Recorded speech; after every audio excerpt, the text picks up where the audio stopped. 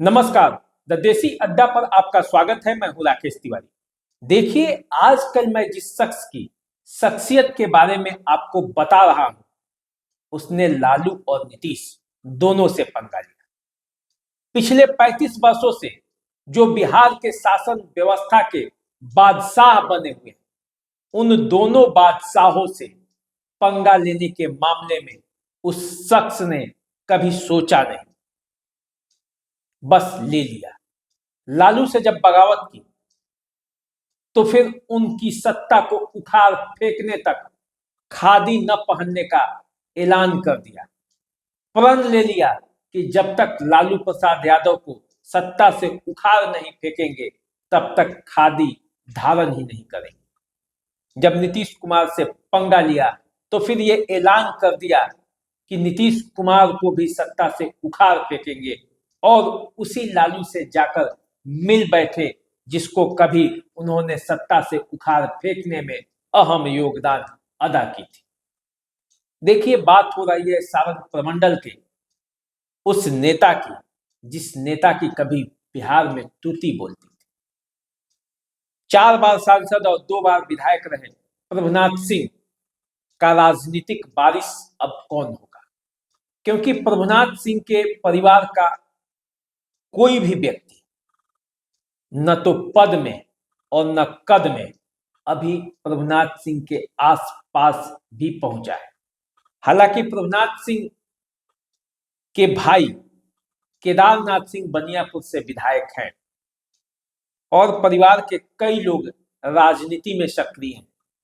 तो आज उन्हीं पर बात होगी कि कौन कहां से और कैसे राजनीति में अपनी भूमिका देख रहा है और कैसे इस परिवार की सारण प्रमंडल की राजनीति में भूमिका रही है।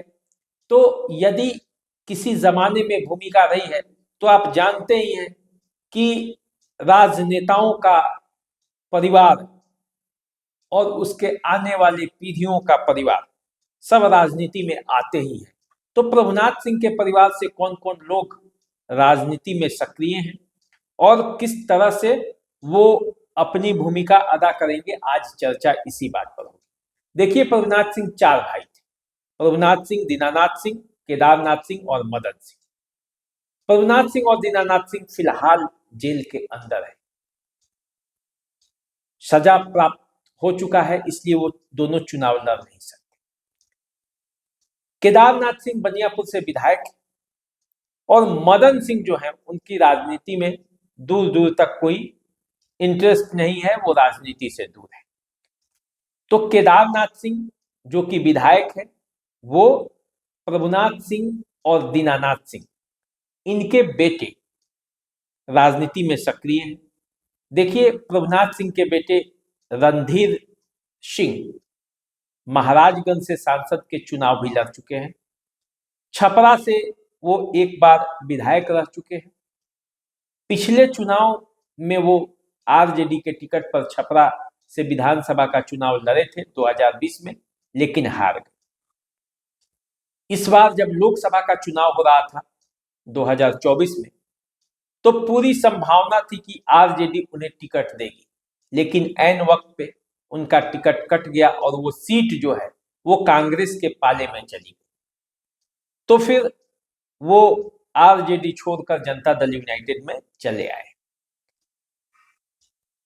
दीनानाथ सिंह के बेटे सुधीर सिंह, जिन्हें युवराज सुधीर सिंह भी कहा जाता है, राजनीति में भी है, लेकिन राजनीति से ज्यादा चर्चा उनका इस बात के लिए होता है कि वो कला और संस्कृति, इन दोनों को बचाने के लिए हमेशा आगे खड़े रहते हैं। खेलों से भी उनका लगाव है। क्रिकेट टूर्नामेंट कराते रहते हैं, बड़े बड़े क्रिकेट टूर्नामेंट कराए हैं। जो मुकेश कुमार भारतीय क्रिकेट टीम में आज अंग है, वो भी उनके द्वारा कराए हुए क्रिकेट टूर्नामेंट में भाग ले चुके हैं, उनका सहयोग भी कर चुके हैं सुधीर सिंह। जैसा कि कहा जाता है, बिहार के भोजपुरी के बड़े बड़े दिग्गज कलाकार सबका सीधा संपर्क सुधीर सिंह से है। ये सुधीर सिंह ही है जिन्होंने कभी खेसारी लाल यादव को धमकी भी दिया था। सुधीर सिंह राजनीति की भाषा नहीं बोलते। सुधीर सिंह वो बोलते हैं जो उन्हें सच लगता है और बोलने से कभी परहेज नहीं करते, इसीलिए चर्चा में भी रहते हैं। सुधीर सिंह मदद भी करते हैं तो खुलकर मदद करते हैं। जिनके खिलाफ में खड़ा होना होता है तो उनके खिलाफ में खुलकर खड़ा होते हैं। राजनेताओं की भाषा उनकी न कभी रही है और राजनेताओं की तरह पीठ पीछे भी वो कोई काम नहीं करते हैं, न पीठ पीछे वार करते हैं। जब वार करना होता है तो सामने सामने करते हैं। अपने बड़े पापा यानी कि प्रभुनाथ सिंह को वो आदर्श मानते हैं और इसको वो बार बार कहते भी। रणधीर सिंह एक बार विधायक भी रह चुके हैं और एक बार सांसद का चुनाव भी लड़ चुके हैं, लेकिन रणधीर सिंह साइलेंट वे में अपना राजनीति करते हैं। सुधीर सिंह चर्चा में बने रहते हैं। केदार सिंह भी साइलेंट तरीके से बनियापुर के विधायक हैं। कई बार से वो विधायक वो बनते रहे। इस बार भी चुनाव में उनकी तैयारी है। रणधीर सिंह की भी तैयारी है और केदारनाथ सिंह की भी तैयारी है और सुधीर सिंह की भी तैयारी है। ये तीन लोग जो हैं वो मुख्य रूप से प्रभुनाथ सिंह के राजनीतिक वारिस कह लीजिए, उनके परिवार का सदस्य कह लीजिए, ये तीनों राजनीति में सक्रिय है। पिछला चुनाव सुधीर सिंह तरैया से लड़े थे निर्दलीय प्रत्याशी के तौर पर और 15,000 से आसपास उनको वोट आया था। हालांकि वो चुनाव हार गए, लेकिन वो चुनाव हारने के बावजूद वो बार बार कहते रहते हैं कि हारना और जीतना तो लगा रहेगा, जनता के साथ सीधा संबंध सुधीर सिंह का जुड़ा हुआ है, वो कभी भी जुड़े रहेगा, उसमें जीतने और हारने का कोई बात नहीं है।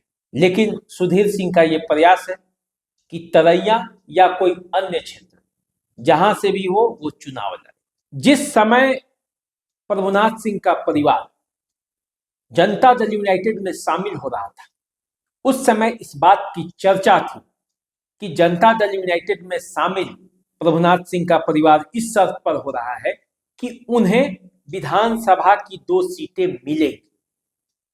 इसी शर्त पर आरजेडी से जनता दल यूनाइटेड में रणधीर सिंह और उनके भाई सुधीर सिंह जनता दल यूनाइटेड के कार्यालय में आकर शामिल हुए थे। तय हुआ था कि बनियापुर से केदारनाथ सिंह को और माझी से, जैसा कि कहा जा रहा है, रणधीर सिंह को टिकट दिया जाएगा। हालांकि प्रभुनाथ सिंह का परिवार कभी इस बात की चर्चा नहीं किया है, न रणधीर सिंह इस मामले में कभी बोले हैं और न केदारनाथ सिंह कि टिकटों पर सहमति बनी है या नहीं बनी है, किस कारण से वो आरजेडी से जनता दल यूनाइटेड में शामिल हुए। इस बात को वो बजाबते मशरक में एक सभा आयोजित कर अपने कार्यकर्ताओं को बैठाकर ये बता चुके हैं कि लालू यादव को फिर से अब विरोध करना है, लालू यादव की पार्टी छोड़ देना है, क्योंकि अंत समय में लालू यादव ने धोखा किया और टिकट उनका काट दिया। इससे उनके कार्यकर्ताओं में नाराजगी है और उन्हीं के कहने पर वो आरजेडी छोड़कर अब जनता दल यूनाइटेड में जा रहे हैं। तो देखिए, माझी में टकराव है। माझी में टकराव इसलिए है क्योंकि वहां से बीजेपी के भी एक प्रत्याशी हैं, राणा प्रताप सिंह उर्फ डब्ल्यू सिंह। पिछले 3 चुनावों से वो चुनाव लड़ते आए हैं और अच्छी खासी संख्या में वोट लाते हैं। निर्दलीय प्रत्याशी के तौर पर भी वो दूसरे नंबर पर चले आते हैं। तो इसलिए वहां बीजेपी से वो टिकट के दावेदार हैं, जनता दल यूनाइटेड से रणधीर सिंह टिकट के दावेदार हैं। तो अब देखिए माझी में क्या होता है। बनियापुर से ऐसा लगता है कि केदारनाथ सिंह का टिकट जनता दल यूनाइटेड में फाइनल है, क्योंकि वहां जनता दल यूनाइटेड में कोई दावेदार नहीं है और बीजेपी भी वहां से पिछला चुनाव में वीआईपी को सीट दी थी, बीजेपी अपने कोटे से, और वहां से जो चुनाव लड़े थे वीरेंद्र ओझा, वो चुनाव हार गए थे। तो वहां सीट की कोई दिक्कत नहीं है। लेकिन मांझी में टकराव है, यदि टिकट मिल भी जाता है तो भी लड़ाई आसान नहीं होगी, क्योंकि तब अपने ही खेमे के राणा प्रताप सिंह सामने खड़े हो सकते हैं। तो देखिए परिस्थितियां क्या बनती है। प्रभुनाथ सिंह के परिवार को इस विधानसभा चुनाव में कितना टिकट मिलेगा, और टिकट मिलने के बाद जनता का क्या वही प्यार मिलेगा जो प्रभुनाथ सिंह के जमाने में मिला करता था। प्रभुनाथ सिंह का कार्यकर्ताओं पर अच्छा खासा पकड़ था। गांव गांव में, या यूं कहे तो टोले टोले में तक प्रभुनाथ सिंह का सीधा संपर्क वहां के आम लोगों से भी था, आम कार्यकर्ताओं से भी था, और सब लोग प्रभुनाथ सिंह को व्यक्तिगत रूप से भी जानते थे, जो उनके यहाँ आते और जाते थे। तो जिस तरह का कनेक्शन प्रभुनाथ सिंह का था जनता के बीच, उस तरह का कनेक्शन क्या रणधीर सिंह और केदारनाथ सिंह कर पाएंगे, ये भी एक देखना है। क्योंकि अब तक जितना चुनाव हुआ है सब में प्रभुनाथ सिंह और दीनानाथ सिंह का एक अच्छा खासा प्रभाव रहा है। मशरक के चुनाव को ले लीजिए या बनियापुर के चुनाव, हर चुनाव में एक अच्छा खासा उन लोगों का रणनीति होता था। अब प्रभुनाथ सिंह भी नहीं है और दीनानाथ सिंह भी नहीं है, तो लड़ाई तो लड़ना होगा केदारनाथ सिंह को, रणधीर सिंह को और सुधीर सिंह को। तीनों राजनीति में सक्रिय भी हैं, जनता से कनेक्शन भी है, आते जाते भी हैं, हर उनके सुख दुख में शामिल होते हैं। खास करके सुधीर सिंह और रणधीर सिंह, ये दोनों अपने अपने इलाके में, अपने अपने क्षेत्र में काफी सक्रिय रहते हैं। न्योता आज भी छोड़ते नहीं है, न्योता में कोई ना कोई परिवार का पहुंचा ही रहता है।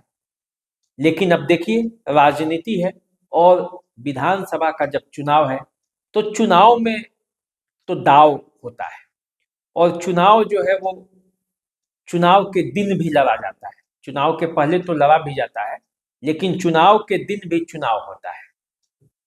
मतदाताओं को निकालना, मतदाताओं को मोटिवेट करना और अपने पक्ष में मत गिरवा देना, चुनावी प्रबंधन एक चुनाव जीतने का एक महत्वपूर्ण अंग है। तो देखिए चुनाव में टिकट की उम्मीदवारी, फिर चुनाव की तैयारी, चुनावी प्रबंधन की बारी, और फिर उसके बाद जीत कैसे हासिल होगा, कौन प्रभुनाथ सिंह का वारिस बनेगा, कौन जीतकर आएगा बिहार विधानसभा का सदस्य बनेगा, ये जानने के लिए, ये समझने के लिए आपको इंतजार करना पड़ेगा चुनाव तक कि आखिर टिकट मिलता है, किसको किसको टिकट मिलता है, कौन कौन चुनाव लड़ता है, और चुनाव यदि लड़ता है तो कौन जीतता है, कौन हारता है, क्या होता है चुनावी समीकरण में।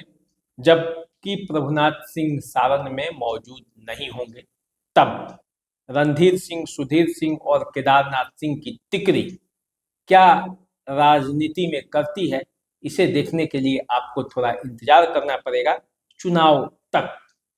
हमें भी इंतजार है, और इस बीच जितनी खबरें होंगी, जितनी बातें होंगी, जो राजनीति होगी, उस पर हम लोग चर्चा करते रहेंगे, आपको बताते रहेंगे कि क्या हो रहा है सारण की राजनीति में, सिवान की राजनीति में, गोपालगंज की राजनीति में, बिहार की राजनीति में क्या हो रहा है, सब कुछ बताएंगे।